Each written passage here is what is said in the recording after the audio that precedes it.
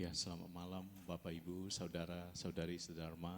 Terlebih dahulu terimalah salam Dharma dari saya, Namo Buddhaya.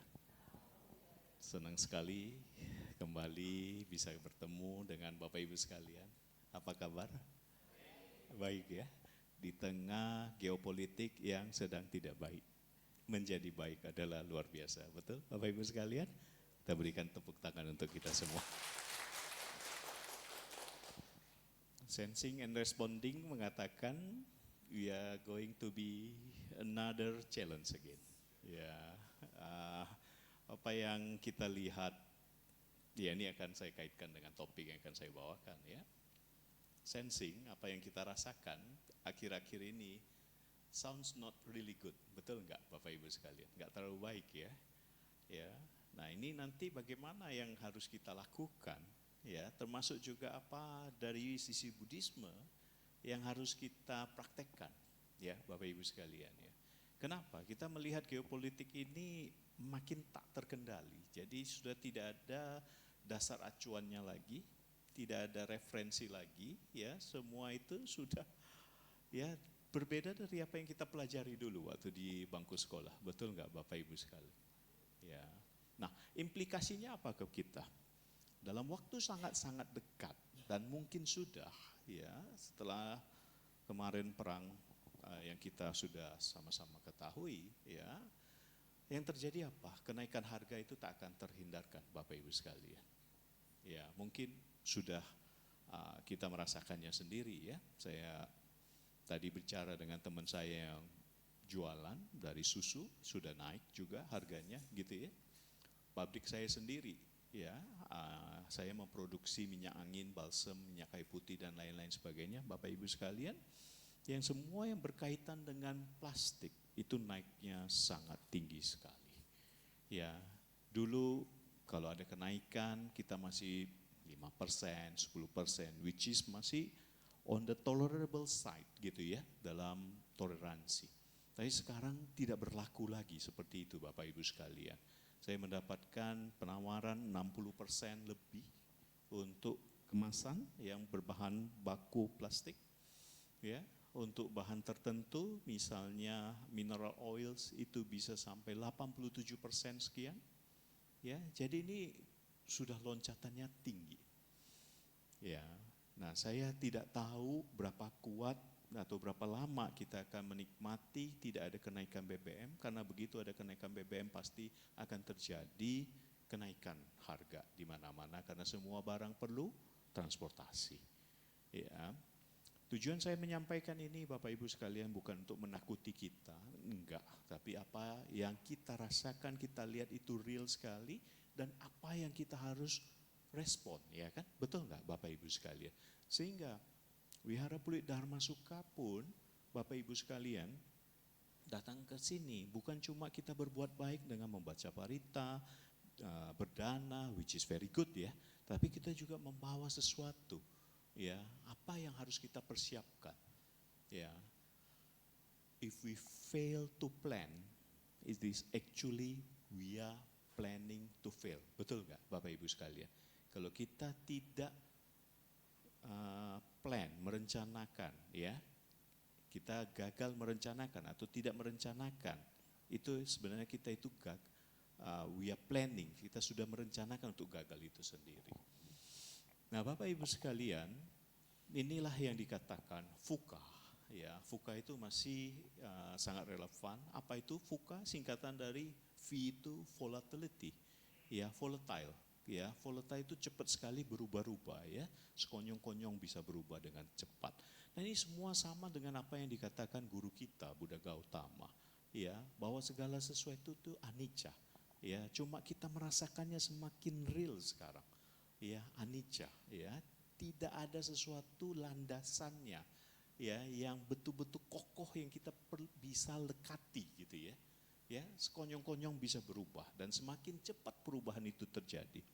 Kita bisa melihat Bapak Ibu sekalian, perkembangan teknologi itu berkembang sangat pesat sekali, betul? Tapi perkembangan batin itu berjalannya lambat sekali, setuju nggak Bapak Ibu sekalian? Kita sudah memasuki era industri, revolusi industri 4.0, 4.0. Ini berbeda sekali Bapak Ibu sekalian, realitanya dengan revolusi industri 1.0, 2.0 dan 3.0. 1.0 itu ditandai dengan ditemukannya mesin uap. Teknologi fokusnya single technology, yaitu mesin uapnya sendiri, ya. Kita kemudian melihat perkembangan menjadi Industrial Revolution 2.0. Di situ ditemukannya listrik. Ya, di tengah ditemukannya listrik itu mass production. Again, fokus teknologinya itu satu, Bapak Ibu sekalian. Betul enggak? Ya, kemudian berkembang lagi Industrial Revolution 3.0. Kita bicara mengenai komputer. Betul, Bapak Ibu sekalian? Fokus teknologinya satu. 4.0 ini quite different, Bapak Ibu sekalian. Teknologinya bukan satu seperti mesin uap, listrik, komputer, enggak. Tapi dia sekaligus minimal 8 teknologi. Apa itu? Ada AI di sana, ada IoT di sana, ada cloud computing di sana, kemudian ada AR, VR, dan seterusnya Bapak Ibu sekalian. Ya, jadi ini perubahan yang sangat signifikan, ya. Teknologi itu nggak akan bisa dibendung Bapak Ibu sekalian. Ya, cuma kita perlu sensing and responding dan bagaimana kita menyikapinya. Ya, Darwin pernah berkata kan, bukan yang terpintar yang akan menang, bukan yang terkuat juga yang akan menang, tetapi yang paling responsif dalam artian fleksibel terhadap perubahan. Oke, Bapak Ibu sekalian, that's volatility. U singkatan dari uncertain, segala sesuatunya menjadi uncertain, Bapak Ibu sekalian. Orang ekonomi, ya, kalau beresiko itu masih bisa dihitung risikonya, Bapak Ibu sekalian. Sehingga kalau risiko ini dia mau invest atau tidak. Tapi kalau uncertain, ya itu menjadi unknown, Bapak Ibu sekalian. Tidak bisa diukur. Iya, itu ibaratnya kalau orang ekonom suka mengatakan sailing on the uncharted water. Ya, artinya apa? Itu nggak bisa diukur Bapak Ibu sekalian. Kok risiko masih bisa kita ukur kan? Kita oke, ini berbahaya, tapi tingkat berbahayanya seperti apa? Contoh misalnya kalau kita lihat balapan F1 gitu, berisiko nggak Bapak Ibu sekalian? Berisiko, tapi kan bisa dihitung kan risikonya bagaimana dan seterusnya begitu ya. Nah, that is uncertain, ya.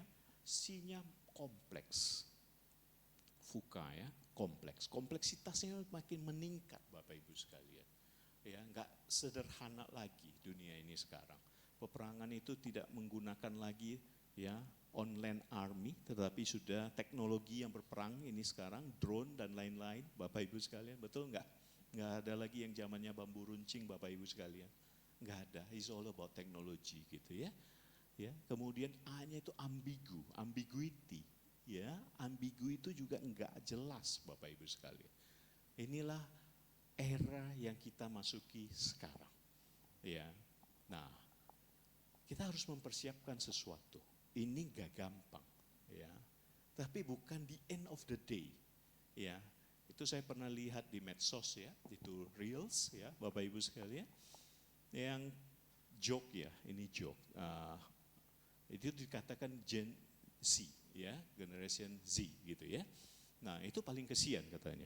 Waktu lahir kerusuhan 98 ya, kena kerusuhan gitu ya. Kemudian tahun 2000 sekian kena financial economy crisis gitu kan. Nah, kemudian tahun 2019, 2020 kena Covid. Ya. Sekarang 2026 kena perang. Jadi they are going through this all kind of miserable things gitu ya. Jadi Bapak Ibu sekalian, tapi itu real ya. Kalau Gen Z mengalami itu semua, ya saya Gen X, saya lebih banyak lagi mengalami itu semua gitu ya. Bapak Ibu sekalian yang lebih senior daripada saya, lebih banyak lagi ya. Ya, mungkin Bapak Ibu sekalian bukan cuma asam garam, tapi itu disebut dengan sudah makan asam, garam plus sambal. Ya, udah banyak gitu pengalamannya. But we are still alive, betul nggak Bapak Ibu sekalian? Kita masih hidup, ya. Kita tahu ambil contoh yang paling berbekas di benak kita itu adalah COVID time. ya, is about 2.5, 3 years ya, durationnya. Itu bukannya gampang, itu life and death experience juga ya Bapak Ibu sekalian ya. Sekilas kita flashback, dulu kalau nonton semua beritanya mengenai duka. Di grup WhatsApp pun yang paling ini juga duka semua ya, itu serem banget. Tapi we can get through it, betul nggak Bapak Ibu sekalian? Ya, ini peperangan ini bagaimana?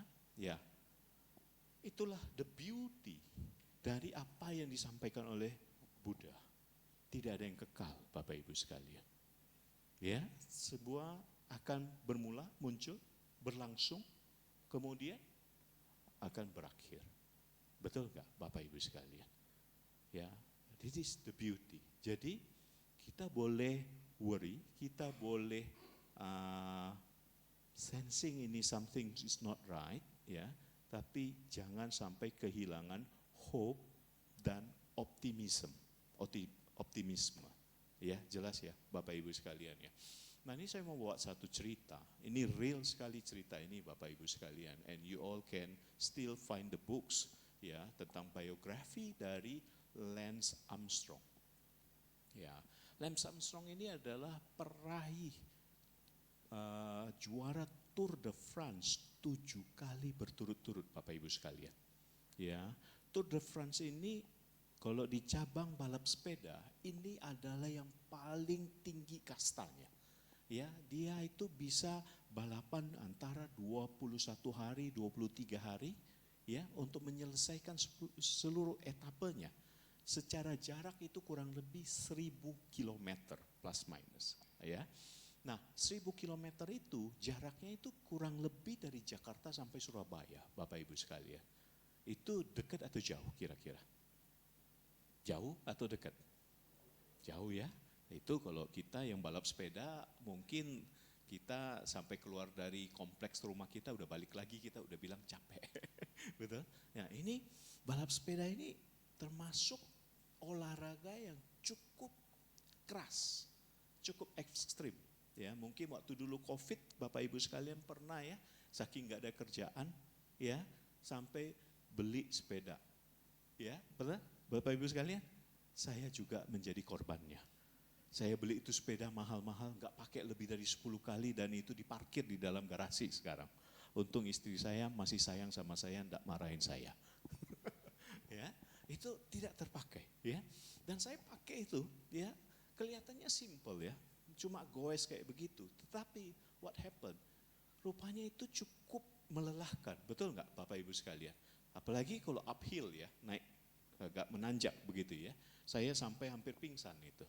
Ya, kunang-kunang, nggak sampai pingsan, tapi kunang-kunang Bapak Ibu sekalian. Karena terlalu forsir, rupanya itu tidak bisa diforsir ya, olahraganya itu cukup keras, walaupun kelihatannya sederhana. Nah, itu juga yang dikatakan oleh Lance Armstrong. Habis dia balapan, itu kakinya itu semua urat-uratnya menonjol Bapak Ibu sekalian. Seperti varises, itu sakit dari ujung kaki sampai ke ujung kepala. Belum lagi beresiko itu ketemu dengan kena tabrak truk di pinggir jalan, betul? It's a very high risk. Bahkan dia menganalogikan itu lebih berat daripada tinju. Karena sakitnya itu dari ujung kaki, betis, paha, pinggang karena nonstop, kaki, tengkuk, kebakar sinar matahari dan risiko kecelakaan lalu lintas. Very tough. Nah, di sini yang saya mau ceritakan adalah Lance ini begitu luar biasa, 7 kali setiap tahun berturut-turut dia juara 1. Ya, rupanya dia juga adalah penyintas 3 jenis kanker. Jadi sebelum dia juara, Bapak Ibu sekalian, dia itu terkena 3 jenis kanker yang berbeda. Ya, ini tidak gampang ya, menjalani hidup yang penuh cobaan seperti ini. Kalau kita pinjam kata dari tetangga kita, ya. Cancer yang pertama itu adalah testicular cancer, ya, testis, ya. Jadi dia sudah melatih dirinya dari muda untuk berolahraga, kemudian terdeteksi, ya, kanker. Kalau itu terjadi dalam diri kita bagaimana Bapak Ibu sekalian? Hancur pasti mental kita, ya kan? Penuh ketakutan, kecemasan dan segala macam. Tapi ini orang yang bermental baja. Dia konsultasi dengan dokter, cek dengan dokter, semua hasil menyatakan dia positif kanker. Nah, dia mengatakan apa? Dokter, apa yang harus kulakukan? Dokter yang mengatakan, the only way, satu-satunya cara adalah dioperasi. Apa risiko terjelek dari operasi? Dia tanya dokternya. Terjeleknya adalah, saya harus kasih kamu tahu, kamu tidak akan bisa lagi balik balapan sepeda. Itu kayak di Palu Godam Bapak Ibu sekalian. Karena apa? Dia itu passionnya itu adalah balap sepeda. Tidak punya keahlian lain. Dan satu-satunya itu mimpinya dia adalah menjadi juara. Oke. Antara hidup dan mati dia mengatakan kepada dokternya, lakukan. Do it, dokter. Dan dioperasi. Ya, selesai dioperasi Bapak Ibu sekalian. Dia mulai proses recovery. Mulai ini kok belum sehat benar ya, badannya kok masih sakit gitu, nggak seperti orang yang fit. Ya, karena masih dalam kontrol, pengecekan dan dicek lagi, ditelusuri lagi. Rupanya kankernya sudah menjalar Bapak Ibu sekalian ke paru-paru. Serem nggak Bapak Ibu sekalian?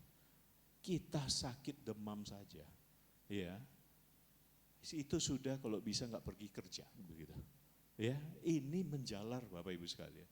Dan again, dia mengatakan kepada dokter, konsultasi dengan dokter, apa yang harus dilakukan? Dokter mengatakan, mensuggest dia untuk operasi. Oke, kalau itu cuma the only one pilihannya, take it, dia mengatakan. Jadi melakukan the second surgery, Bapak Ibu sekalian, operasi kedua. Ya, dilakukan operasi cancer di daerah paru-parunya, ya. Kemudian selesai operasi, proses recovery. Dan again Bapak Ibu sekalian, belum selesai juga. Kok enggak fit badannya, kok enggak sembuh. Harusnya yang pertama sudah diberesin, kedua diberesin, sembuh dong. Betul enggak? Ini enggak sembuh. Waktu dicek lagi, lebih detail lagi pengecekannya, kansernya rupanya metatarsis, bergerak, merambah ke otak. Kanker otak Bapak Ibu sekalian. Ya. Dan dia mengatakan kepada dokter, apakah ada solusi lain? Ya. Enggak ada kata dokter. Dan kamu ini kanker otaknya cukup unik, quite rare. Ya, ini quite rare, langka. Risikonya karena ini rare, jarang ditangani. Jadi experience-nya masih kurang. Pengalaman dokter pun kurang gitu. Worst case-nya apa dokter? Worst case-nya kamu bisa kehilangan penglihatanmu. Serem gak Bapak Ibu sekalian? Selain life and death ya. Ya, nah, ini kalau nggak berhasil kehilangan penglihatan. Ada cara lain enggak? Enggak ada. Kemudian dia tanya lagi, bisa nggak saya balik balap sepeda? Very hardly. Nggak bisa kata dokter. Antara life and death ya sudah, take it. Ya, dia melakukan operasi ketiga Bapak Ibu sekalian. Ya, brain cancer. Ya, selesai operasi ketiga, ya, recovery, pemulihan yang katanya sudah pasti divonis nggak bisa balap sepeda, dia nggak mau menerima itu, nggak mau menerima label itu, statement itu, dia berjalan, bergerak. Ya, dari dia treadmill perlahan sampai bisa berlari, sampai dia bisa lagi naik di atas sepeda. Ini orang memang luar biasa Bapak Ibu sekalian. Mentalnya itu baja banget. Ya, yang dikatakan gak mungkin, dia challenge itu menjadi mungkin. Yang dikatakan gak ada harapan, dia prove it menjadi harapan nyata yang dilakukan. Ya, yang biasanya orang itu menjadi negatif, tidak optimis, dia memotivasi dirinya sendiri untuk bisa menjadi apa yang dia cita-citakan. Memang orang ini sangat rare. Singkat cerita, dia berhasil pulih Bapak Ibu sekalian, dan berhasil masuk lagi ke dalam lintasan. Ya, dari situ kemudian dia masuk US Postal Team ya. Kalau di sana itu ada timnya kalau untuk balap sepeda ya. Dan kalau itu mulai lagi program latihan ya, day 1, day 2, day 3 sampai ultimate-nya itu dia pulih 100% ya. Kemudian dia ikut balap sepeda Tour de France. Dan luar biasanya dia juara loh Bapak Ibu sekalian. Dari penyintas kanker berhasil melewati itu dan dia bisa menjadi juara. Dan bukan cuma sekali, sampai 7 kali berturut-turut.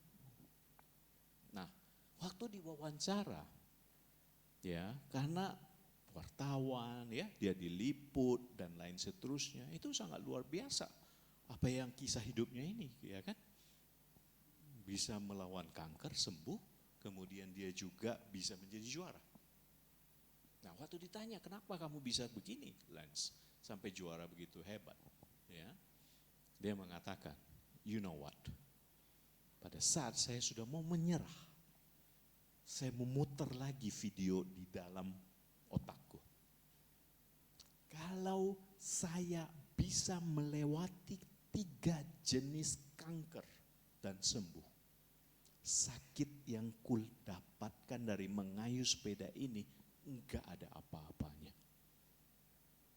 Pikiran Bapak Ibu sekalian, betul? Luar biasa kan? Ini real ya, ini cerita nyata Bapak Ibu sekalian. Bukan saya buat-buat gitu ya. Ya.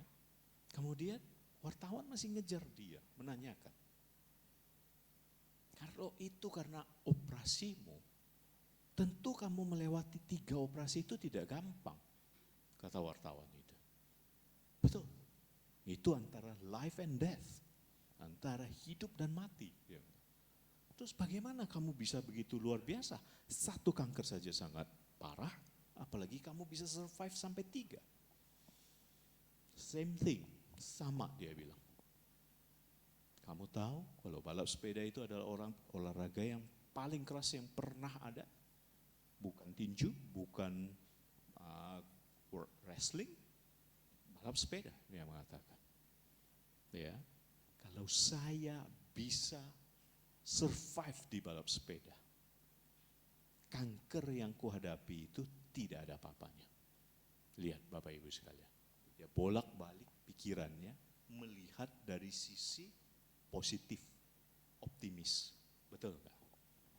Jadi selalu find a reason untuk menjadi yang baik. Oke? Itulah memberikan makna, memberikan arti ya Bapak Ibu sekalian ya. Ya. Semua peristiwa yang kita alami dalam hidup ini itu netral, betul enggak? Orang melihat kecoa, that's fine, begitu ya. Kok ada orang yang melihat kecoa itu lari terbirit-birit tunggang langgang, betul? Ya. 2 orang melihat objek yang sama tapi meaningnya beda-beda, responnya beda-beda. Setuju enggak Bapak Ibu sekalian? Jadi daripada kita memberikan meaning yang jelek, lebih baik kita mengambil yang baik untuk diri kita, betul enggak? Ya. Nah, saya lanjutkan ke Lance lagi. Bapak Ibu sekalian mungkin tahu dulu ada gelang dari karet ya, yang ditulis itu Nike itu ya, tulisnya Live Strong dan lain-lain. Tahu Live Strong ya, ada tulisan apa, peace atau harmoni atau apa. Itu luar biasa, sampai terjual lebih dari 80 juta pieces ya, yang saya ketahui ya. Kalau satu piece-nya $1 itu 80 juta dolar ya. Itu luar biasa Bapak Ibu sekalian. Dan itu disumbangkan oleh Lance Armstrong untuk Yayasan Kanker Anak. Ya, luar biasa. Orang ini luar biasa. Ya. Nah, di akhir karirnya, ya, karena baik itu renang, atletik, balap sepeda, itu sangat dekat dengan doping, betul nggak? Semua olahraga yang judulnya endurance, ya, ketahanan fisik, itu dekat sekali dengan doping, ya. Karena ini disinyalir kalau orang-orang yang sangat luar biasa itu bisa, mereka begitu luar biasa, pasti ada sesuatu yang mereka konsumsi. Dan tim doping dari panitia itu tidak pernah bisa menemukan dopingnya dari Lance Armstrong. Sampai one day, Lance melakukan confession. Dia mengakui di acaranya Oprah Winfrey.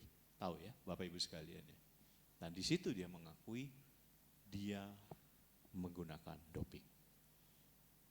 Kaget semuanya, ya. Gelarnya langsung dicopotin semuanya, ya. Reputasinya langsung hancur. Oke.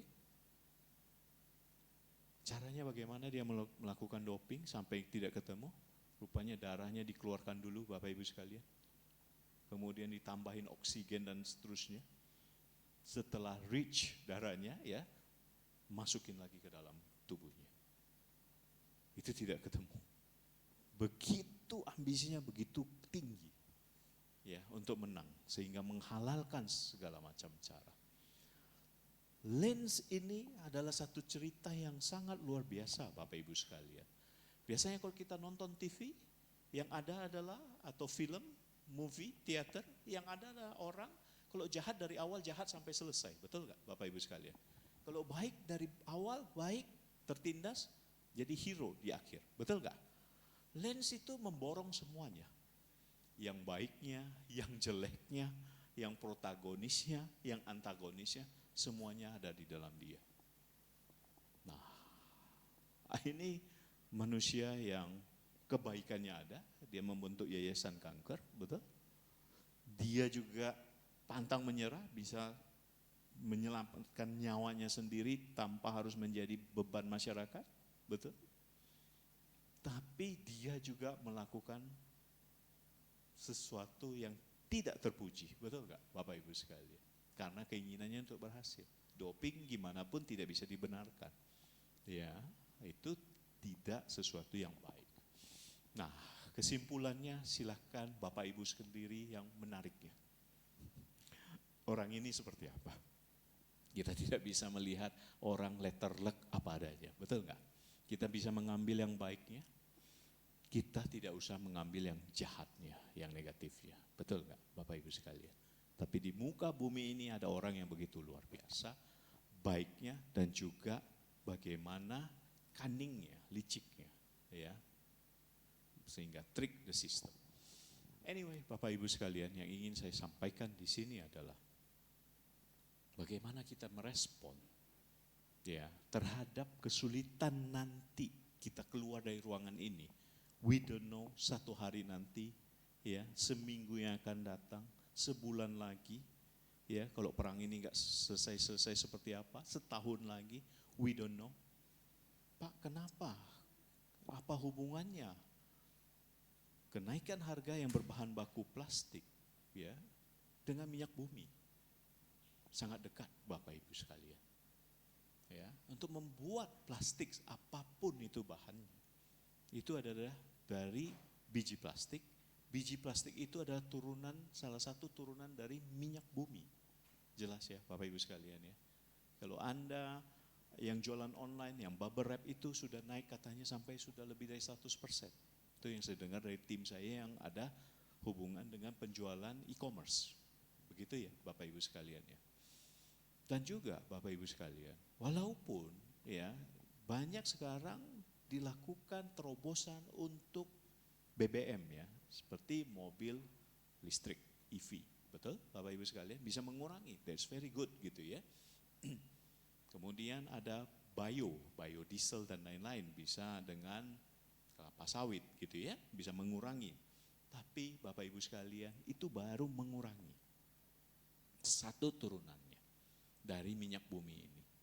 Ya, kosmetik yang Anda gunakan, ya, apakah itu lipstick, apakah itu misalnya pembersih wajah, apakah itu night cream, day cream, whatever it is Bapak Ibu sekalian, itu base-nya adalah turunan dari minyak bumi. Oke. Jadi kita nggak bisa hilang, ya, ketergantungan dari minyak bumi itu masih cukup banyak. Yang paling tinggi itu adalah levelnya gas, ya, karena dia gampang sekali hilang kan. Nah itu LPG itu salah satunya juga. Ya, kemudian apa? Turunannya semakin cair itu ada aftur, bahan bakar untuk pesawat terbang. Ya, bensin turunannya, Pertamax turunannya lagi. Makin turunannya ke sini ya seperti kosmetik, skincare yang kita pakai dan lain-lain, biji plastik, ya, lilin itu sendiri itu pun itu dari minyak bumi, Bapak Ibu sekalian. Ya, sampai paling bawah turunannya itu adalah aspal yang untuk jalan, Bapak Ibu sekalian. Lihat ya, banyak sekali. Bahkan orang plastik ya, Bapak Ibu sekalian, itu mengatakan kita itu tidak pernah satu detik pun tidak menyentuh plastik. Artinya kita setiap detik itu menyentuh plastik. Kok bagaimana bisa Pak? Contoh, alas kaki kita itu ada dari bahan plastik gak? Most likely iya, iya kan? Baju yang kita kenakan, apakah itu pure cotton? Apakah ada campuran polyester? Betul Bapak Ibu sekalian? Pada saat kita tidur, itu juga spray, spring bed itu ada turunan dari plastik, betul nggak? Minyak bumi juga. Nah, jadi tidak segampang itu cuma melepaskan BBM saja kemudian menyelesaikan masalah. Nggak segampang itu Bapak Ibu sekalian. Oke, jadi sekarang apa yang harus kita lakukan? Apa yang harus kita antisipasi? Ya, kita sudah melakukan reality check, ya. Perang menyebabkan banyak penderitaan, ya. Siapapun yang perang tidak akan ada yang menang, Bapak Ibu sekalian. Semuanya itu di ujungnya itu adalah menghitung kerugian, betul enggak? Kedua belah pihak, jumlah korban, jumlah kerusakan, jumlah duit yang dikeluarkan dan lain-lain seterusnya. Perang tidak pernah membawa kebahagiaan. Yang ada adalah penderitaan. Oke, ya, impactnya bukan cuma antar negara yang berperang, tetapi impactnya sampai ke 8 miliar, ya, umat manusia yang ada di bumi ini sekarang. Itu bukan jumlah yang kecil kan, betul? Itu jumlah yang besar, ya. Pelemahan kurs kita, ya. Pada saat hari Jumat kemarin saya cek sudah 17.125. Itu sudah otomatis adalah kenaikan harga. Karena kita masih sebagian besar adalah import. Betul nggak Bapak Ibu sekalian? Hampir sebagian besar kita masih import. Bahan baku, bahan kemas, barang jadi. Ya, itu otomatis akan menciptakan inflasi. Ya, kita lihat saja. Kita sekarang di bulan April, ya, setiap quarterly, ya, BPS akan mengeluarkan rilis report untuk inflation rate. Nanti kita lihat bagaimana dampaknya. Ya, mudah-mudahan tidak terlalu jelek sampai akhir tahun. Ya, mudah-mudahan cepat juga perang selesai. Ya, ini gencatan senjata 2 minggu. Mudah-mudahan bisa cepat selesai dilakukan agreement sehingga damai kembali, sehingga semua dari Selat Hormuz segala macam itu bisa kembali lancar. Ya, tapi saya nggak tahu implikasinya nanti bagaimana, apakah sudah naik dia akan turun lagi atau stay, Bapak Ibu sekalian. Biasanya seperti tagline dari Furniture Likna, sudah duduk lupa berdiri, betul? Sudah naik lupa turun, ya. Nah, ini kita yang harus mengantisipasi Bapak Ibu sekalian, karena middle income kita juga menurun, ya, daya belinya, ya, income-nya juga menurun, ya. Saya bisa pesankan kita lebih baik save for the rainy season. This is the rainy season Bapak Ibu sekalian. Jangan terlalu hambur, jangan terlalu obvious, ya, jor-joran gitu. Berhemat jauh lebih baik, begitu ya Bapak Ibu sekalian ya. Nah, ini masuk ke dalam how to respond, ya Bapak Ibu sekalian. How to respond ini akan sangat kembali ke kita bagaimana melihatnya, ya. Apakah kita akan terpapar dalam artian tidak melakukan apa-apa, kita pasrah, ya, tidak melakukan apa-apa, atau kita bisa memprevent diri kita, ya, di tengah kekacauan yang seperti ini. Ya, kalau saya mengatakan satu, di dalam pergaulan kita ini harus terus diperluas. Carilah kalian-namita yang bisa membantu kita maju. Oke, setuju Bapak Ibu sekalian? Ini yang dikatakan Buddha, jangan bergaul dengan orang yang tidak baik. Ya, bergaullah dengan orang yang baik. Kenapa? Karena kalau kita bergaul dengan orang yang tidak baik, kita akan terpengaruh. Ya, itu ada, ya, walaupun saya tidak bisa memberikan referensinya, itu dikatakan seperti ini. Kita itu adalah the average dari 5 orang yang sering kita temui. Ya, Bapak Ibu sekalian ya. Kita adalah the average, rata-rata dari 5 orang yang sering kita spend time together gitu. Kalau 5 orang ini adalah orang yang suka belajar, kita akan terpapar untuk kebaikan dalam bentuk belajar. Betul nggak Bapak Ibu sekalian? Ya. Kalau 5 orang ini adalah suka berbuat baik ke wihara dan lain-lain sebagainya, kita juga akan terpengaruh. Betul nggak? Kita akan ke wihara, kita akan berbuat baik. Tapi kalau 5 orang ini adalah pemalas, kita akan menjadi sama seperti mereka, ya, pemalas juga. Kalau 5 orang ini adalah orang yang suka berjudi, kita juga bisa menjadi god of gambler, ya, juga terpapar, bisa terpapar. Jadi hindari yang bukan kalianamita, oke? Karena ini bisa membantu kita dalam apa yang Anda lakukan, dalam Anda studi, pilihlah teman-teman studi yang baik, ya, yang bisa membawa Anda ke kemajuan. Oke? Dalam berbisnis, pilihlah yang juga yang mendukung Anda untuk maju, Bapak Ibu sekalian. Oke? Dalam berorganisasi itu juga bagus ya. Pilihlah organisasi yang membawa Anda kepada kemajuan, misalnya asosiasi, perkumpulan atau apa. Oke? Karena lingkungan, terutama people, ini sangat mempengaruhi kita. Hati-hati. Jangan dengan gampang kita ya memilih teman yang salah. Oke? Pilihlah orang yang betul-betul ya sevisi dengan Anda, sevalue dengan Anda, ya. Yang jahat-jahat, yang kurang baik hindari.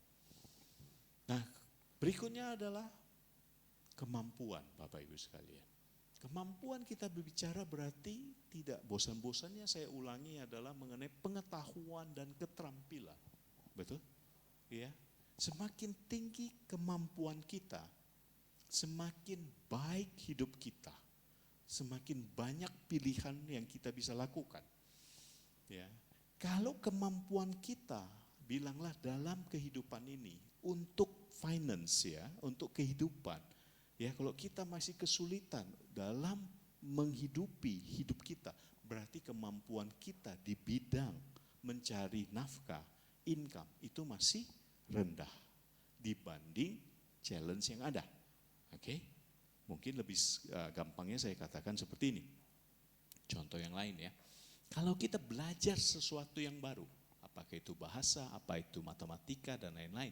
Kalau kita masih kesulitan Bapak Ibu sekalian, artinya kemampuan kita itu masih di bawah level tantangan yang ada. Setuju enggak? Ya. Apa caranya supaya kita bisa setara dengan level itu?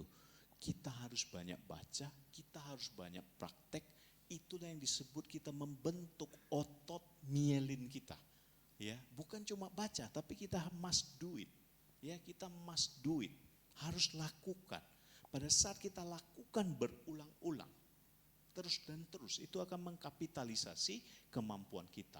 Pada saat kemampuan kita itu meningkat, skill dan knowledge kita meningkat, itu setara dengan level tantangan yang ada, itu akan kita disebut oleh Mihaly Csikszentmihalyi, profesor dari Chicago ya di bidang psikologi, kita akan flow Bapak Ibu sekalian.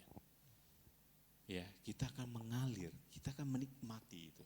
Bayangkan kalau Anda misalnya tidak bisa berbahasa Mandarin, kemudian Anda belajar non-stop terus dan terus sampai bisa, kemudian Anda bisa berbahasa Mandarin, itu Anda ngeflow kan Bapak Ibu sekalian, betul?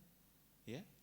Apalagi kalau misalnya dalam kehidupan ya, spending misalnya bulanan Anda 5 juta, ambil contoh gitu. Income Anda bisa Anda tingkatkan menjadi 5 juta minimal atau di atasnya.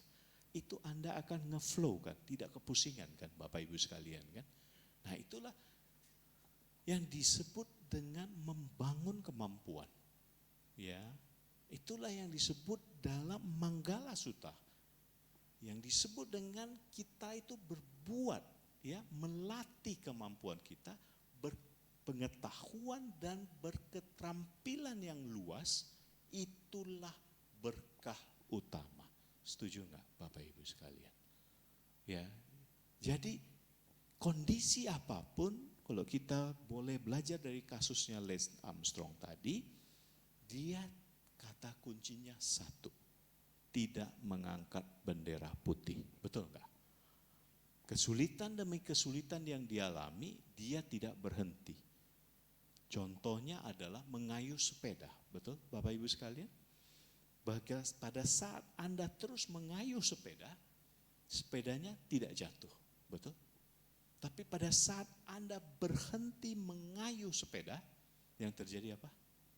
Jatuh. Jadi jangan pernah berhenti. Apapun bentuk kesulitan yang kita temui dalam hidup kita ini. Setuju Bapak Ibu sekalian? Kalau setuju, silakan berikan aplaus yang luar biasa untuk diri Anda. Nah, secara kehidupan seperti itu ya. Bagaimana dari sisi Buddhisnya? Nah, ini saya mau tanya dulu. Ini sampai jam berapa saya bicara ya? Jam 7, tinggal 5 menit lagi. Padahal saya mau menyampaikan sat paramita, ada 6. Jadi ini 6 menit, 1 paramita, 1 menit. Ya, sat paramita itu adalah 6 kebajikan ya Bapak Ibu sekalian. Ini bisa kita gunakan, kita ingat baik-baik, kita aplikasikan dalam hidup kita. Yang terbaik dari Buddhism itu adalah bukan cuma kita sekedar tahu, tapi bagaimana kita mengejawantahkan, mengintegrasikan antara apa yang kita ketahui dengan apa yang kita lakukan dalam hidup kita. That's the beauty. Nah, paramita yang pertama disebut dengan dana paramita, ya Bapak Ibu sekalian ya. Dana paramita diletakkan yang di pertama itu karena dengan dana itu lebih mudah dilakukan Bapak Ibu sekalian. Kita bisa berdana berbagai jenis bentuk. Dari uang, dari pemikiran, dari teman yang sedang kesusahan kita bisa berikan nasihat dan seterusnya. Betul Bapak Ibu sekalian? Ya, apalagi kalau kita berbuat ya, berdana ke lahan yang subur. Ya, misalnya apa? Maria Sangga, betul? Kepada siapa lagi? Rumah sakit misalnya, ya, dan seterusnya dan seterusnya. Ya, itu akan membawa pada kebaikan, ya, dalam bentuk karma baik paramita yang sangat luar biasa. Ibaratnya kalau Anda memiliki bibit unggul, Bapak Ibu sekalian, sebutir jagung, kemudian satu butir jagung ini Anda tanam di tanah yang subur. Kemudian dia akan tumbuh menjadi jagung dan keluar berbagai banyak bonggol kan. Satu bonggol itu bisa berapa butir jagungnya Bapak Ibu sekalian? Banyak? Bisa banyak kan? Bukan cuma satu kan? Satu bonggol satu gitu, enggak kan? Mungkin puluhan ya. Nah seperti itu kalau kita bibitnya unggul. Kemudian kita tanam di tanah yang subur, dia tumbuh ya dengan sangat luar biasa. Kita juga rawat ya. Bibit unggul itu berarti dari pikiran yang baik pada saat kita mau berdana itu dengan bahagia. Pada saat melakukannya, memberikannya juga kita bahagia. Setelah kita memberikannya juga kita penuh kebahagiaan. Bahkan kita limpahkan lagi jasa kebaikan itu kepada banyak makhluk, para leluhur kita. Itu akan berlimpah paramitanya. Oke? Itu yang pertama, dana. Yang kedua adalah sila paramita. Jadi ya, kebajikan dari sila. Kita berumah tangga ada 5 sila, tapi inilah moralitas yang saya pikir yang paling hakiki, paling prinsip. Satu, tidak membunuh, tidak melukai, ya, it is very basic, ya, it is very beautiful Bapak Ibu sekalian. Kedua, tidak mengambil barang yang tidak diberikan, bukan hanya mencuri loh Bapak Ibu sekalian. Tidak mengambil barang yang tidak diberikan. That is very beautiful in Buddhism. Number 3 is all about jangan berbuat perbuatan asusila, ya, hindari Bapak Ibu sekalian. Zaman makin ya terbuka, segala macam sesuatu itu makin bebas ya. Kita berusaha untuk melatih diri kita. 5 ini kita jaga baik-baik. Yang keempat itu tidak berkata yang tidak pantas, berbohong, kata-kata kasar dan seterusnya. Dan yang kelima, tidak mengkonsumsi ya bukan cuma alkohol, tetapi juga zat yang dapat melemahkan kesadaran. Karena pada saat kesadaran kita lemah, ya sila 1, 2, 3, dan 4 itu terkomit semuanya dengan mudah sekali. Betul Bapak Ibu sekalian? Makanya kita itu harus terus sadar. Ya. Ketiga, ya kita masuk kepada kanti atau santi paramita. Ini adalah kesabaran Bapak Ibu sekalian. Ya, kita dididik dengan instan segala sesuatunya sekarang, betul enggak? Segala sesuatu harus cepat, ayo lagi, cepat, instan. Sehingga orang pun menjadi sangat tidak sabar dalam hidup ini. Betul Bapak Ibu sekalian? Sangat tidak sabaran. Ya, makanya ini sekarang mulai muncul banyak retret meditasi, which is very good, saya sangat menyukainya. Ya.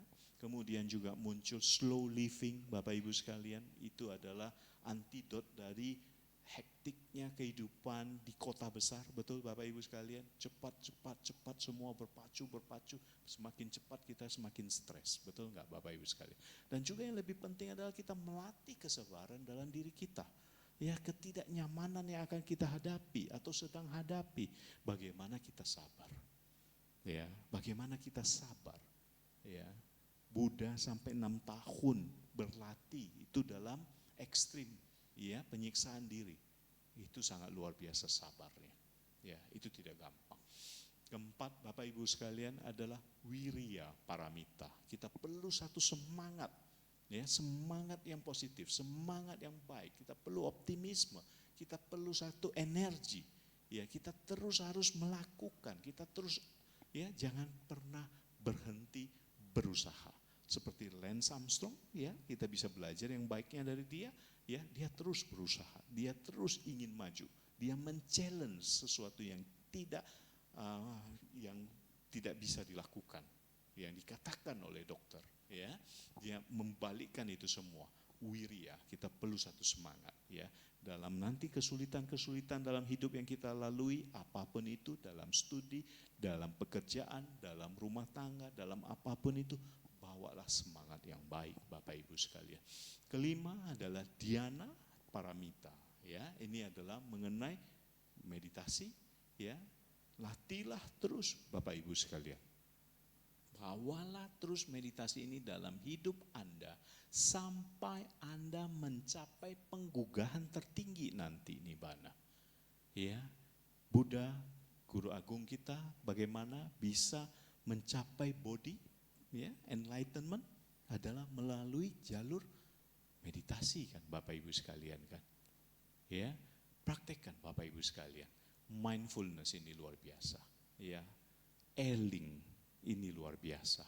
Ya, bawa terus. Sisihkan waktu setiap hari, mau di pagi hari atau mau di malam hari. Lakukan Bapak Ibu sekalian. Kita sudah terlahir jadi manusia, sangat sayang sekali kalau kita tidak menerapkannya, tidak menjalankannya. Ya, kita kehilangan satu kesempatan yang sangat-sangat berharga. Ya, dan pada saat Anda sudah terbiasa, ya, pada saat Anda tidak bermeditasi 1 hari, itu kayaknya ada sesuatu yang kurang. Nah, di titik itulah Anda sudah mengintegrasikan antara teori dengan praktek. Antara apa yang Anda ketahui dengan yang Anda lakukan. Karena ini bagus, Anda lakukan berulang-ulang, kata kuncinya adalah berulang-ulang sehingga membentuk kebiasaan. Kebiasaan inilah yang akan, kebiasaan baik yang akan menjaga kita. Nah, yang keenam, yang terakhir dari sat paramita ini adalah prajna paramita atau panya. Ya, dengan kita mempelajari dharma, praktek dharma, bermeditasi, kita akan mengetahui bahwa hidup ini seperti inilah adanya. Tilakana akan kita pahami bukan dalam tataran teori dan konsep lagi, tapi betul-betul kita pahami sampai sedalam-dalamnya. Sehingga anicca, dukkha, dan anatta itu betul-betul kita pahami, bukan bukan dalam tataran cerita lagi, bukan dalam tataran cuma omong-omong lagi, tapi betul-betul kita selami dan kita pahami, kita mengerti seutuhnya. Demikian Bapak Ibu sekalian, jam 7 lewat 2 menit. Atas apa yang saya bisa sampaikan, intinya adalah duka tak terhindarkan Bapak Ibu sekalian. Buddha tidak menafikan adanya kebahagiaan. Ada kebahagiaan Bapak Ibu sekalian. Ya, tapi kebahagiaan yang tidak hakiki itu singkat-singkat. Ya, kebahagiaan makan, waktu makan bahagia. Selesai makan, selesai. Betul? Nonton punya kebahagiaan. Terus selesai nonton, balik lagi ke masalahnya. Ya, banyak orang mengatakan kalau ada masalah selesaikan dengan minum. Ya, habis minum tambah pusing lagi. Betul? Dia hangover plus masalah. Betul? Bapak Ibu sekalian, underlying dari hidup ini adalah duka, penderitaan Bapak Ibu sekalian. Whatever siapapun yang mau mendebat itu, inilah realita. Ya, bahkan diri kita sendiri ini pun membawa bibit duka. Betul enggak? Menjadi tua, ya, menjadi lemah, ya, rambut menjadi putih, ya, seperti saya udah mulai putih Bapak Ibu sekalian. Kalau dulu mungkin belasan tahun yang lalu masih gagah begitu ya. Nah, ini sengaja dipotong pendek biar kelihatan agak muda saja. Ya, begitu ya. Ya, intinya tak terbantahkan, ya. Segala sesuatu yang berkondisi kita masuk ke dalam anicca Bapak Ibu sekalian. Apapun yang terkondisi, dia memiliki bentuk, dia memiliki fisik dan lain-lain, ada kondisinya. Ya, mobil kepentok kita sakit, duka. Betul enggak? Dia juga akan menua apapun itu. Betul Bapak Ibu sekalian? Dan ultimate-nya itu setelah kita mengetahui ini semua dengan kita sendiri yang berusaha, itu kita akan menuju anatta Bapak Ibu sekalian. Ya, itulah nibbana. Ya, anatta itu tidak ada lagi ego Bapak Ibu sekalian, tidak ada lagi dualisme. Itu sulit sekali dijelaskan dengan kata-kata. Itu betul-betul harus direalisasikan sendiri. Ya, segala sesuatu konflik itu adalah karenanya adanya ego Bapak Ibu sekalian atau atta. Konflik yang terkecil adalah konflik individu dalam diri kita. Kita selalu berkonflik kan, mau ini atau itu, si anu kenapa begini dan seterusnya dan lain-lain dan sebagainya. Ya, konflik yang terekskalasi bisa jadi konflik rumah tangga dengan saudara, dengan pasangan dan seterusnya. Itu juga konflik Bapak Ibu sekalian. Konflik yang lebih besar lagi, bangsa. Ya, konflik yang lebih besar lagi yang kita lihat sekarang bentuk perang. Itu underlying-nya adalah apa Bapak Ibu sekalian? Konflik itu adalah dosa, loba, moha. Betul enggak Bapak Ibu sekalian? Ya, tidak lari dari itu.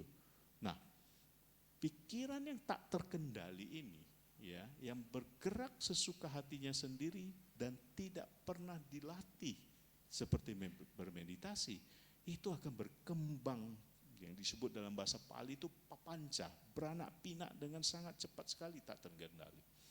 Ya, membawa bibit-bibit itu, loba dosa moha itu bahaya sekali. Ya, hanya dengan pikiran yang terkendali dan terlatih. Apalagi kalau dalam meditasi kita bisa hening Bapak Ibu sekalian. Pada saat pikiran kita itu diam tidak bergerak atau hening, ego juga hening di situ. Tidak banyak membawa pada masalah. Oke. Pikiran yang bergerak itu menyebabkan pikiran yang tak terlatih, ego juga bergerak. Demikian luar biasanya. Itulah the beauty dari Buddhism, Bapak Ibu sekalian. Jadi kita belajar, kitanya juga bertumbuh untuk menuju kepada kebaikan. Dan itu kebaikan kita sebarkan kepada sebanyak mungkin orang. Demikian yang saya bisa sampaikan pada malam hari ini Bapak Ibu sekalian.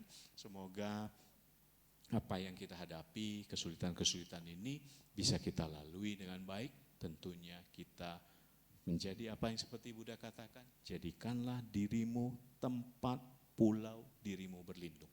Kita berlindung di dalam diri kita, Buddha Dharma Sangha, semoga kita menjalani hidup ini dengan lebih mudah, selamat, bahagia, dan sejahtera. Terima kasih. Namo Sang Hyang Adi Budaya, Namo Buddhaya. Saya kembalikan kepada panitia.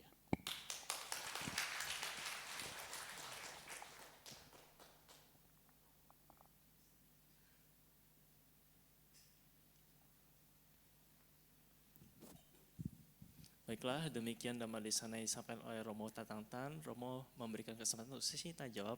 Jadi ada 2 metode untuk sesi tanya jawab. Yang ini pertama adalah secara lisan, jadi setelah nanti bernyanyi, angkat tangan saja akan dipersilakan ke depan dan bertanya langsung kepada Romo. Dan satu lagi melalui WhatsApp, ya chat, bisa di WhatsApp ke nomor 0811 9921 098. Saya ulangi di nomor 0811 9921 098. Sambil menunggu pertanyaan yang masuk, mari kita buka kembali buku tuntunan kebaktian kita, nyanyikan sebuah lagu bersama-sama. Kepada petugas dipersilakan.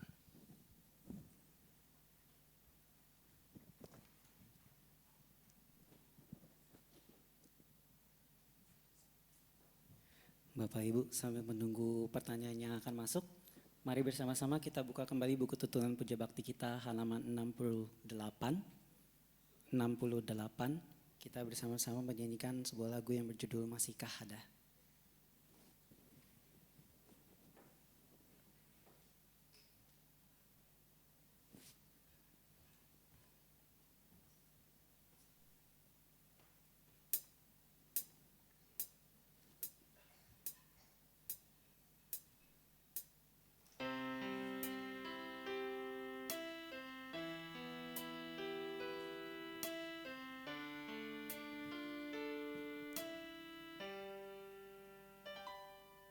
Saat sendiri di keheningan malam, ku coba renungi akan arti hidup ini. Begitu banyak yang tak pernah ku mengerti, lelah kaki melangkah, jenuh menghimpit jiwa. Begitu banyak tanya di hati ini, namun tak pernah ku temui jawab yang pasti.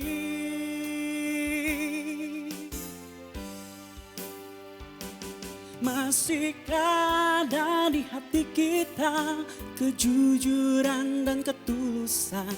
Mengapa kita harus berdusta pada diri sendiri? Mengapa kita merasa bangga akan kebodohan sendiri? Seakan saja kita rela terikat oleh tanha.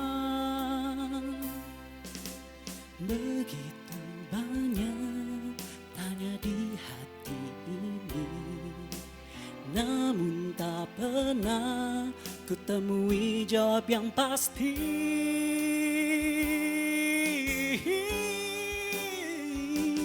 Masihkah ada di hati kita kejujuran dan ketulusan? Mengapa kita harus berdusta pada diri sendiri? Mengapa kita merasa bangga akan kebodohan sendiri? Seakan saja kita rela terikat oleh tanha. Masihkah ada di hati kita kejujuran dan ketulusan? Mengapa kita harus berdusta pada diri sendiri? Mengapa kita merasa bangga akan kebodohan sendiri? Seakan saja kita rela terikat oleh tanha. Seakan saja kita rela terikat oleh tanha.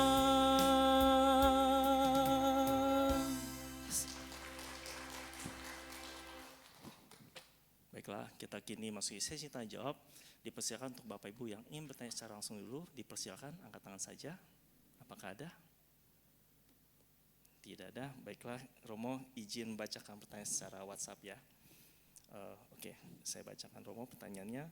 Namo Buddhaya Romo, mau tanya, jikalau kita sudah merasa segala usaha sudah dilakukan dan harapan sudah pupus, apa yang perlu dilakukan? Terima kasih Romo. terima kasih atas pertanyaannya. Memang tidak gampang ya, saya harus mengatakan. Setiap orang pasti pernah mengalami kesulitan. Ya, tidak terlepas dari siapapun. Ya, sudah coba ini, coba sana dan lain-lain. Ya, Bapak Ibu sekalian ya. Tapi kita itu juga pernah kita tahu tidak ada yang namanya stays forever ya. Selamanya terus stagnan. Enggak ada Bapak Ibu sekalian. Nah, ini saya mau mengutip dari seorang biku ya, zaman abad ke-8. Ini namanya Santidewa. Ini seorang pelajar sekali ya. Beliau itu dulu di Nalanda. Ya, cuma sayang Nalanda sekarang itu di India itu sudah bumi hangus ya, Bapak Ibu sekalian ya. Itu adalah universitas yang sangat luar biasa.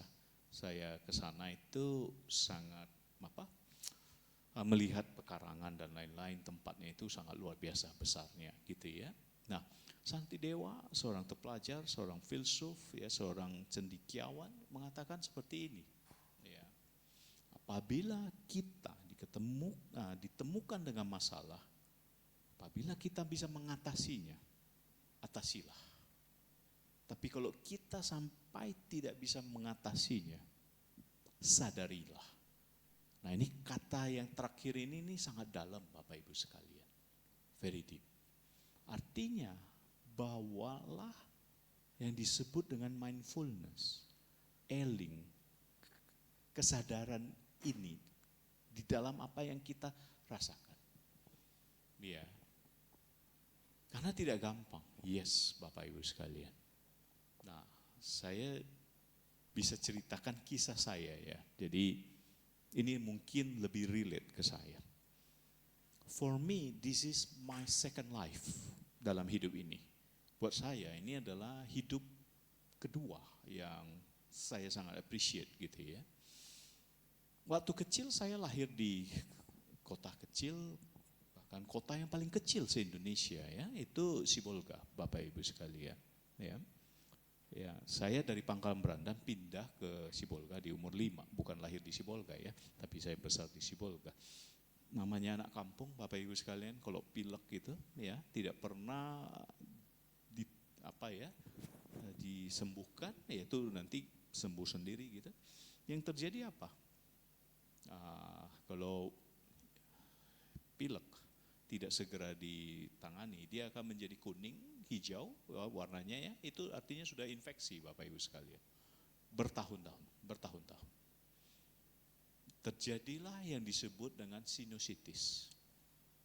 Ya, yang namanya sinusitis Bapak Ibu sekalian, itu ada, bahkan saya bisa menjelaskannya ya, karena dulu sering sekali ke dokter, karena sakit sekali. Ya, itu ada 4 ya, kantung tempat kita menampung kita punya mucus atau ingus gitu ya, Bapak Ibu sekalian ya. Ini frontalis, ini maxillaris, kiri dan kanan. Ada 4 ya. Nah, saya left frontalis ya gitu ya, Bapak Ibu sekalian ya. Itu sakit sekali, demam, tidak bisa mikir. Kepala seperti di palu godam. Itu sangat berat Bapak Ibu sekalian ya, tidak bisa makan dengan enak. Belajar waktu itu saya masih kelas 3 SMA, lulus mau lanjut kuliah ya. Naik motor itu pengennya cepet-cepet sampai rumah dan tidur rebahan. Kalau bisa jangan ada lampu Bapak Ibu sekalian. Itu sangat sakit ya. Nanti dia jam 6 mulai bereda ya, makin sore, makin malam dengan tidur. Hopefully tomorrow sembuh gitu ya. Tapi sometimes, and most of the time enggak, karena udah cukup terdampak begitu. What happened? Rupanya saya punya penyumbatan. Ya, tulang muda penyumbatan. Jadi tidak bisa keluar dengan alami.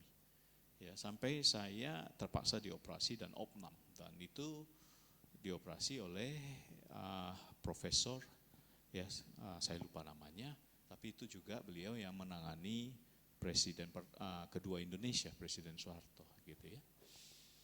Nah itu sebelum kuliah, itu terdampak. Untung udah selesai ujian, ya. Tapi terdampak cukup berat terhadap fisik saya. Ya, tidak ada semangat untuk hidup. That is very bad. Dan yang terjadi setelah operasi, harusnya salurannya sudah terbuka kan, Bapak Ibu sekalian, betul? Harusnya kan sudah lancar kembali dong, karena sudah dibuka. Karena sudah bisa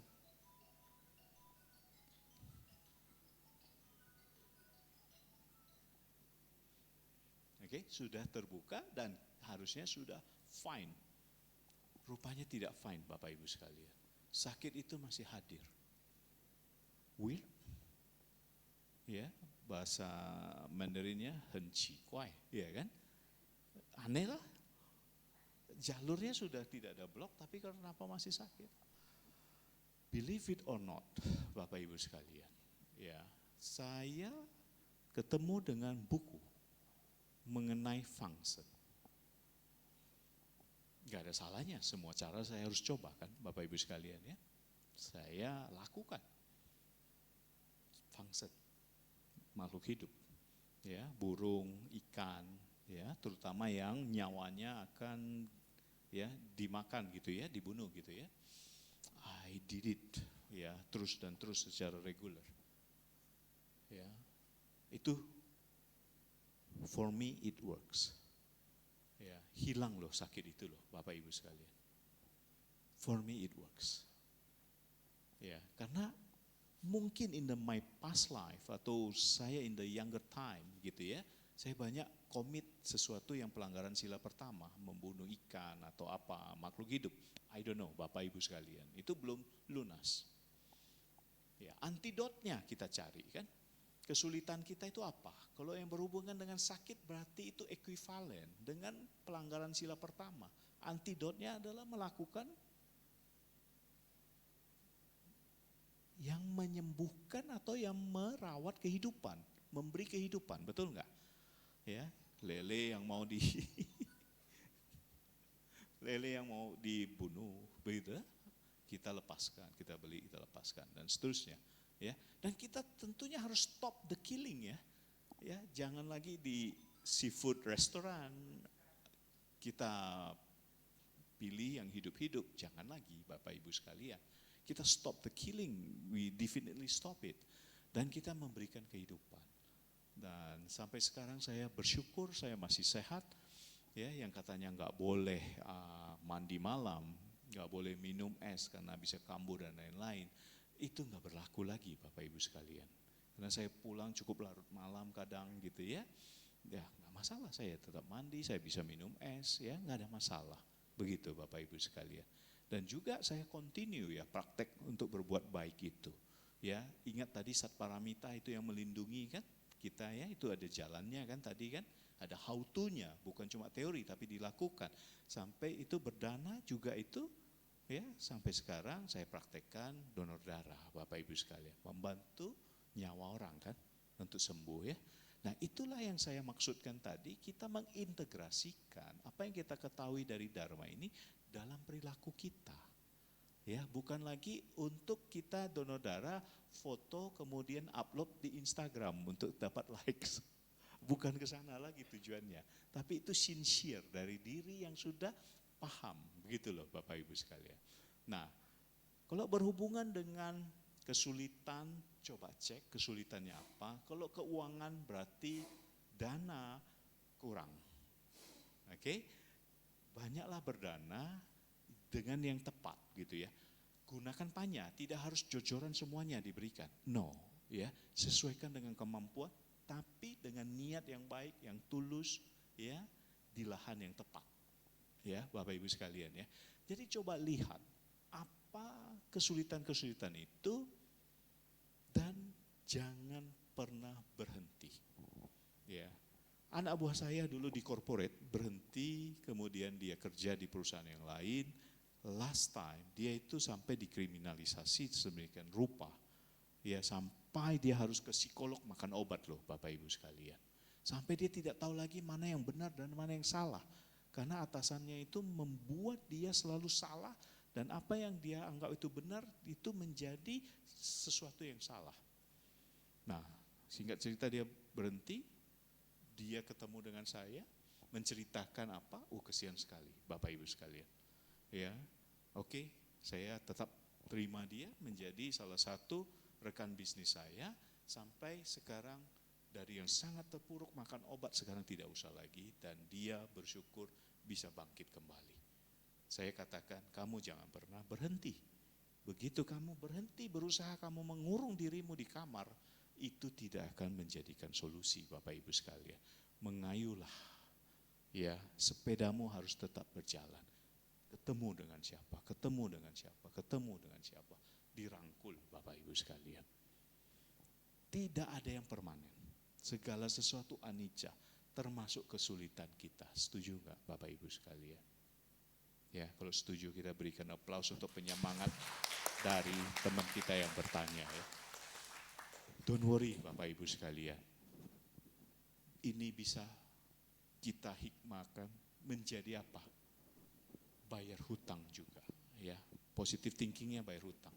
Makin hilang kan hutang kita kan, makin lunas kan. Itu positif. Cari teman yang baik, kalyanamita yang baik ya. Tingkatkan lagi kemampuan. Lihat diri kita ada yang dulu minus gak, yang negatif gak, yang suka nyebelin orang, yang suka merugikan orang, ada enggak? Kalau ada, stop it Bapak Ibu sekalian. Back to track, back to dharma. Oke, Bapak Ibu sekalian. Dan lakukan ya. Makanya Satparamita ini akan menjadi pelindung kita, pelindung sejati kita, pulau tempat kita berlindung. Ya, di situ ada dana untuk ya memprotek kita, sila, moralitas kita, ya. Kita juga diminta untuk bersabar loh. Nah, inilah praktek yang sesungguhnya ya dari bersabar. Ya, kemudian apalagi kita harus semangat kan, wirya kan, nggak boleh berhenti Bapak Ibu sekalian. Ya, kemudian meditasi supaya kita semuanya itu terakumulasi dalam kebijaksanaan. Ingat ya, Borobudur itu di dalam Gandayuha itu ada pemuda yang bernama Sudana loh Bapak Ibu sekalian. Dia harus diceritakan di kisah itu bertemu dengan 52 orang untuk ketemu dan belajar. Karena setiap orang itu ada positifnya yang kita bisa pelajari kan. Berarti termasuk juga event peristiwa yang terjadi ini, apa yang terjadi sehingga kita harus belajar. Ya, supaya kita tidak melalui lagi, kita tidak melakukan hal yang salah lagi. Betul Bapak Ibu sekalian? Don't worry. Ya. Bawa dharma dalam setiap hidup kita Bapak Ibu sekalian. Saya pernah di titik itu sehingga saya saya bisa bicara seperti ini. Dulu saya start mungkin minus Bapak Ibu sekalian. Banyak orang yang mengetahui saya sudah di titik ini gitu ya. Tapi dulu sebelum ada wihara ini sangat nyaman, ini sangat tenang. Ini sebenarnya adalah dari wihara seberang yang sekarang jadi tempat parkir. Saya nggak tahu Bapak Ibu sekalian pernah nggak ke sana? Ibu pernah ya?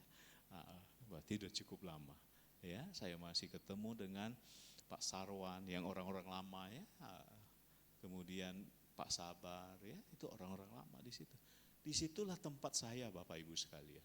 Setiap kali saya ini ya mencoba untuk keluar itu, untungnya saya tidak terseret dengan teman-teman yang jahat. Dulu naik motor, obat dan lain-lain. Saya larinya ke wihara. Setiap Sabtu saya ke sana.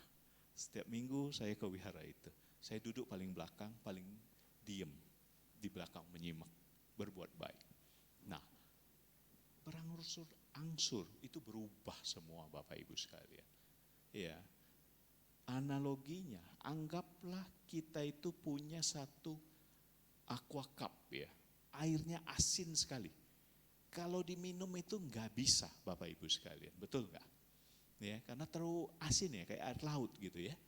Nah, tetapi kita kalau berbuat baik terus, bilanglah aqua cup ini yang isinya air laut, kita pindahkan ke ember, ya. Ember tersebut kita taruh terus dengan perbuatan baik, dengan air tawar, dengan aqua, lama-lama penuh embernya, asinnya berkurang nggak Bapak Ibu sekalian? Berkurang. Oke, masih asin? Masih. Coba kita pindahkan dari yang ember kecil ini ke dalam bak mandi. Misalnya 1 x 1 meter. Kita tambahkan banyak perbuatan baik dalam bentuk kehidupan sehari-hari.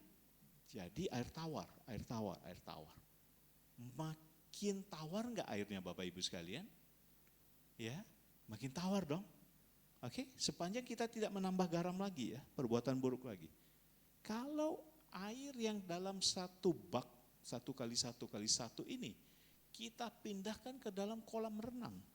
Kolam renang itu ibarat adalah tempat berbuat baik kita. Setiap berbuat baik kita menambah air tawar. Lama-lama penuh satu kolam renang ini. Kalau kita bawa ke lab airnya, masih ada gak kandungan garamnya? Ada.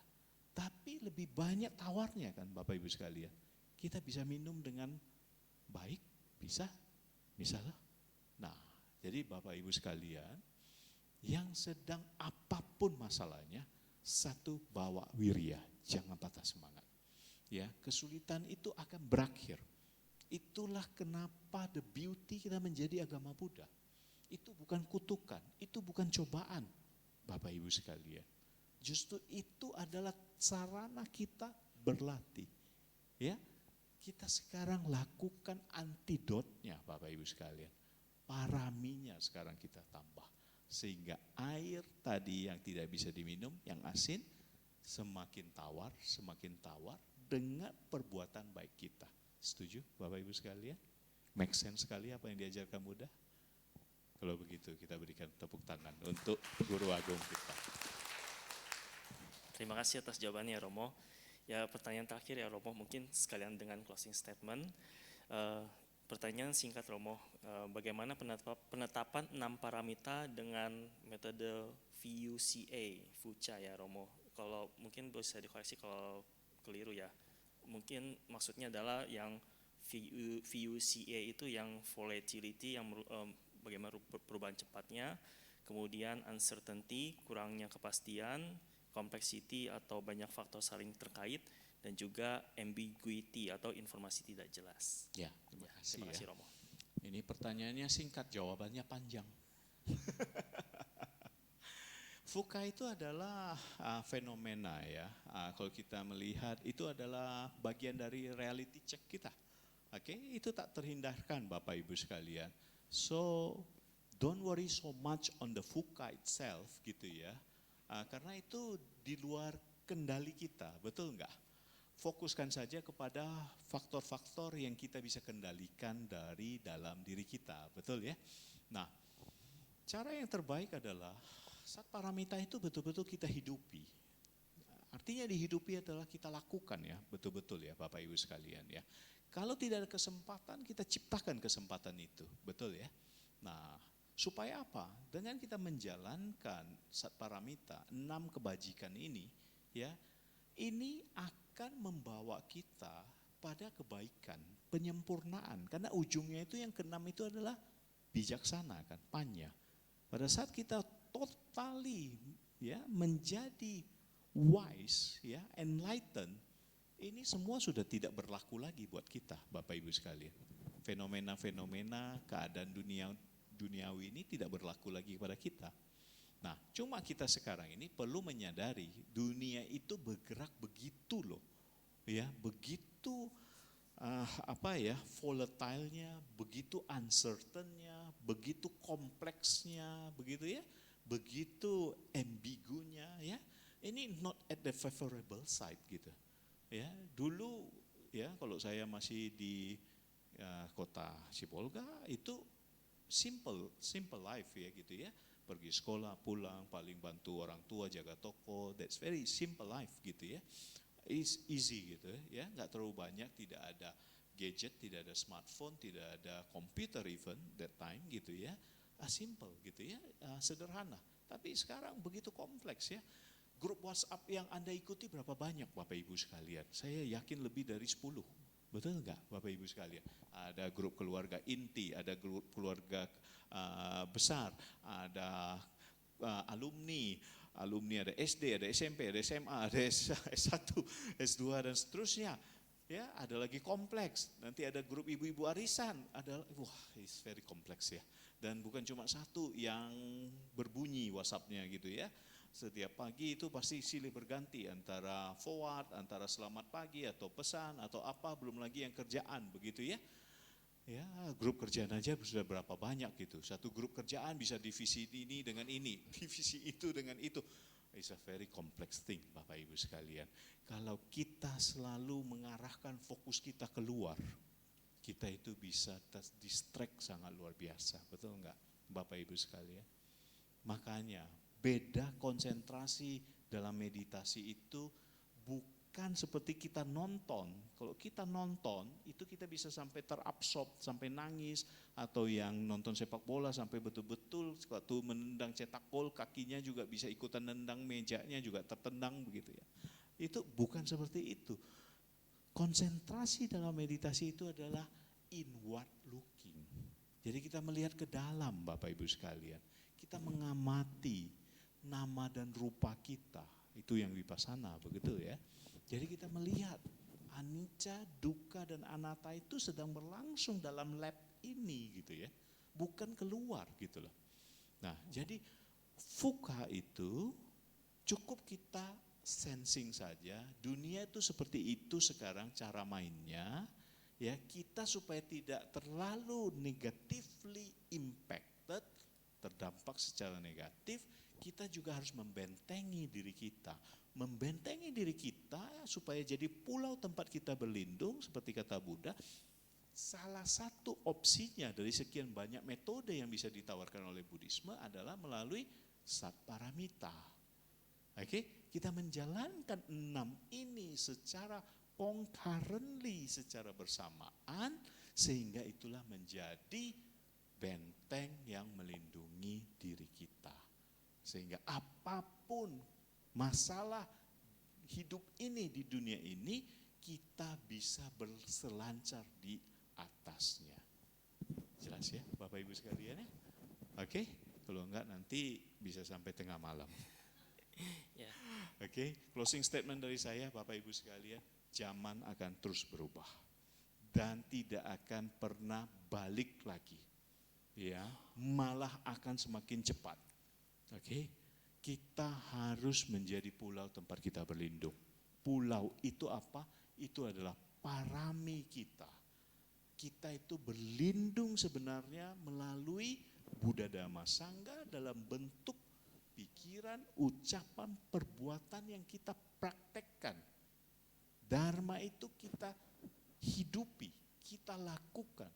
Sila membatasi kita untuk tidak melanggar ya moralitas tersebut, sehingga kita memiliki satu tubuh yang baik, yang sehat. Ya, parami-parami ini membantu kita membentengi dari masalah-masalah hidup dan membawa kita ya wahana ini ya kalau boleh dikatakan sebagai kendaraan untuk menuju pada hidup individu kita yang lebih baik lagi dan ultimately akhirnya mencapai penggugahan tertinggi nibbana. Demikian Bapak Ibu sekalian yang bisa saya sampaikan pada malam hari ini, semoga bermanfaat. Sadu. Saya kembalikan kepada panitia. Terima kasih Romo. Dulu. Demikianlah Dhamma Desa juga sesi tanya jawab dengan Romo Tatangtan, Romo kami segenap umat dan juga pengurus Wihara Pelita Masuka mengucapkan anumodana. Terima kasih atas Dhamma Desa yang telah disampaikan Romo. Mari kita lengkapi